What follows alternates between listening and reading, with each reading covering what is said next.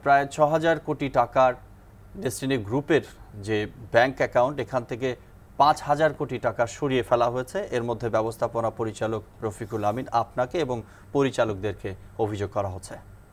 প্রথম কথা হচ্ছে, অভিযোগটি কিন্তু সরকারিভাবে আমাদের কাছে আসেনি, তাই আমরা এটাকে অভিযোগ হিসেবে নিতেই পারি না। কথাটা এসেছে গণমাধ্যমে।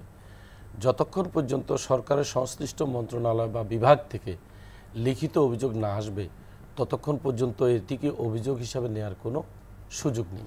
এবার আসি, এটাকে আমরা যদি গসিপিং হিসাবে নেই, যে গণমাধ্যমে গসিপিং এসেছে, তো সেখানে আমারও একটা জবাবদিহিতা অবশ্যই গণমাধ্যমের কাছে আছে। আমি ধরে নিচ্ছি এটা গণমাধ্যমের অভিযোগ। তো গণমাধ্যমকে একটা জিনিস বুঝতে হবে যে আজ থেকে ২ মাস আগে যখন ডেস্টিনি গ্রুপ এবং রফিকুল আমিন নিয়ে অভিযোগ করা হয়, তখন অভিযোগের পরিমাণটা ছিল ৫৬,০০০ কোটি টাকা। থ্যাঙ্কস গড সেটা এখন ৬,০০০ কোটি টাকাতে এসেছে। তার মানে ওনারা সঠিক অডিট করে এই জায়গায় নেমে আসছেন। তা আমরা ধরে নিতে পারি যে ৬,০০০ কোটি টাকাই হচ্ছে মোট হিসাব।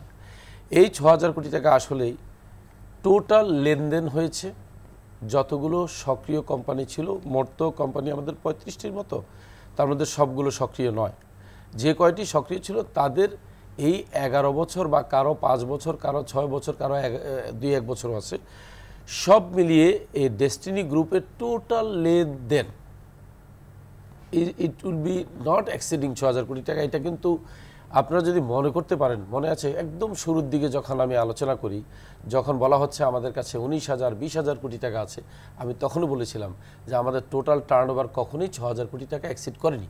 তো আমি যেটা বলেছি ২ মাস আগে, ওনারা এখন হিসাব করে আসলেন। যাই হোক, এটা হচ্ছে লেনদেন।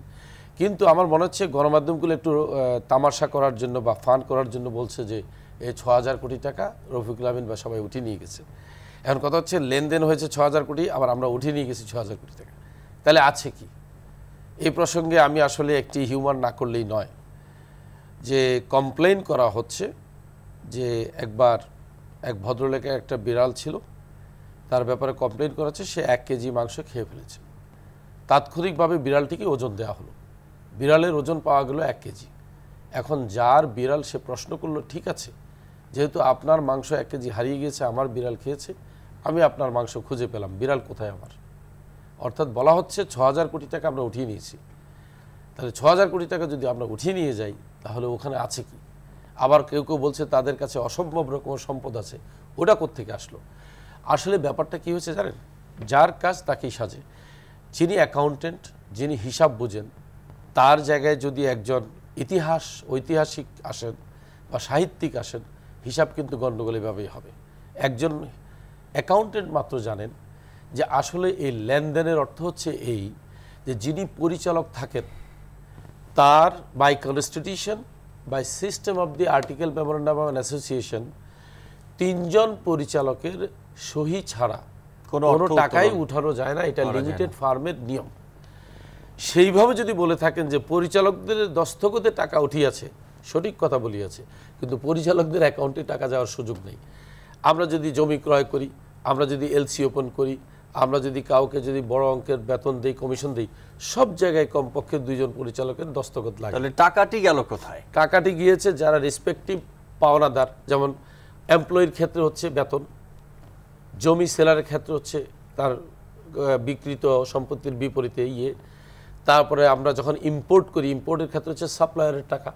এখন মনে করেন আমরা লোকালিও তো সাপ্লাই নিতাম, তো লোকাল সাপ্লাইতে যদি আমি কাউকে ৬০ লক্ষ টাকা চেক দিই, কমপক্ষে ২ জন পরিচালকের সহি লাগে, তারপরে উঠে। এটা হচ্ছে অ্যাকচুয়ালি কনস্টিটিউশনাল সিগনেচার বা রাইটস বলবো। যেমন মনে করেন আমাদের দেশে যখন আমরা অন্য দেশের সাথে কোনো চুক্তিতে যাই, দেশের পক্ষে একটা চুক্তি করা হয়, তার অর্থ এই নয় যে ওই ভদ্রলোক ওইটার মালিক হন। তেমনি আমাদের যত রকমের আর্থিক লেনদেন আছে, অবশ্যই প্রত্যেকটা লেনদেনে কমপক্ষে ২ জন পরিচালকের সহি ছাড়া বড় ধরনের লেনদেন করার সুযোগ নেই। কেন বলছি বড় ধরনের? ছোটোখাটো লেনদেনগুলোর জন্য আমরা আবার রেখেছি জেনারেল ম্যানেজার নিচের দিকের, আবার তাদের সিগনেচারে কিন্তু টাকা ওঠে। তাহলে আমি এরকম বলার কোনো সুযোগ নাই যে কর্মচারীরা টাকা উত্তোলন করিয়ে নিয়ে গিয়েছে। দেখিতে হবে বেনিফিশিয়ারিকে। এখানে একটা জিনিস কিন্তু গণমাধ্যম পরিষ্কার করা উচিত, যেই টাকাগুলো উত্তোলন হয়েছে কার নামে কিভাবে। অবশ্যই পরিচালকদের নামে কিছু কিছু টাকা উত্তোলন হয়েছে, সেটা কোনটা? ডিভিডেন্ড, কমিশন, বিভিন্ন রকমের ইনসেন্টিভ। সেইটা আবার পরিচালকের ইয়েতে যেতে হলে বোর্ডের মাইনুটস লাগবে। বোর্ড সিদ্ধান্ত না নিলে কোনো পরিচালক ডিভিডেন্ডও নিতে পারবেন না, ইনসেন্টিভও নিতে পারবেন না, কারণ এগুলো আগে সিদ্ধান্ত হইতে হবে। সিদ্ধান্ত হয় ঠিক আছে এরকম ইনসেন্টিভ বন্টন করা হবে, তার মানে প্রত্যেকটা জিনিস কিন্তু স্বচ্ছতার সাথে করা হয়। এখানে যে জিনিসটা আমি বোঝার চেষ্টা করাচ্ছিলাম সেটা হচ্ছে কখনোই অর্ধ বা অসম্পূর্ণ তথ্য প্রচার করা উচিত নয়। এই জন্য কারণ যারা শ্রোতা বা যারা আমরা নিউজ পড়ি দেখি তারা কিন্তু বিভ্রান্ত হতে পারে, এবং বিভ্রান্ত হলে আমি এটাকে এক ধরনের তথ্য প্রতারণা বলি।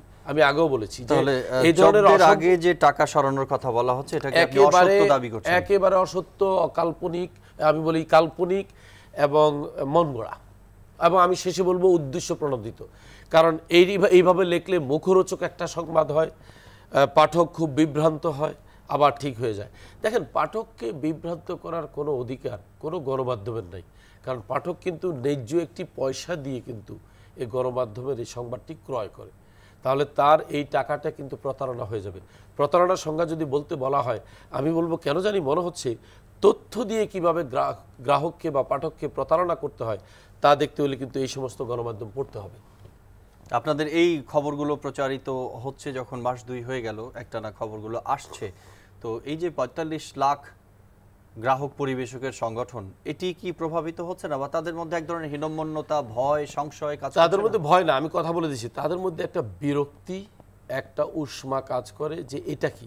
তখন আমরা বলি যে এটা হচ্ছে এতদিন যেটা নিচে পড়েছিল, মানুষ জানতো না যে আসলে সৎ, সুন্দর, সাবলীল সাংবাদিকতার পাশাপাশি দেয়ার আর ইউলো জার্নালিজম অলসো, আমি যেটাকে ইংলিশে বলে থাকি দেয়ার আর উলফস অ্যামাং দ্য শিপস, তার মানে সবাই কিন্তু উলফস না। এখন আমাদেরকে এই উলফস সম্পর্কে কিন্তু একটু সতর্ক থাকতে হবে। আমি অবশ্যই বিশ্বাস করি বর্তমানে অনেক ভালো ভালো গণমাধ্যম থাকাতে আমরাও টিকে আছি। আমাদের পক্ষ অনেকে বলে, আমার খুব ভালো লাগে, তাদেরকে বলতে ইচ্ছা করে thank you very much for your transparency.